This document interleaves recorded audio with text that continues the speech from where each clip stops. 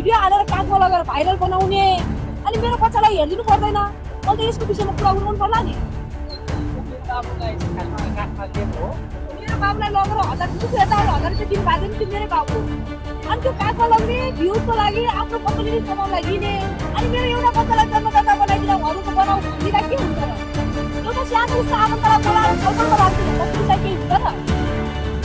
अनि उहाँको त्यो समस्याले मेरो टोल बनाइदिनु 2 महिनापछि केलाई मानसिक पत्र दिने होइन नि त भोलि टोल बनाउने मान्छे म गएर भने टिपा दिने होइन होइन नि त अब यस्तो घरमा पुर्केली हुँदा पनि म बहिनीहरूसँग बस्दा त्यहाँ आउँदा पुर्केली हुँदा म घरबाट नबस्न सकेर बाहिर निस्किहाल्छ ल उहाँको सरकारले किनेमातिले चाहियो दिने भयो किनेमातिलाई म अहिले झोला धर्को बस्नु त्यहीँ जान्छु नि त त्यहीँ बस्नु यहाँ किन सडकमा बस्नु छैन नि त बच्चाको चाहिँ अहिले लालन पालनको लागि चाहिँ एउटा जन्मदर्ता होस् भनेको चाहिँ अब यो खासमा यो घटना कहाँबाट सुरु भयो खास के थियो यसको मुख्य जड चाहिँ तपाईँहरू चाहिँ कसरी नजिक हुनुभयो अथवा चाहिँ कतिको टाढा हो उसको तपाईँको घर मेरो घर चाहिँ उसको सुदूरपश्चिममा मेरो चाहिँ कर्णाली हो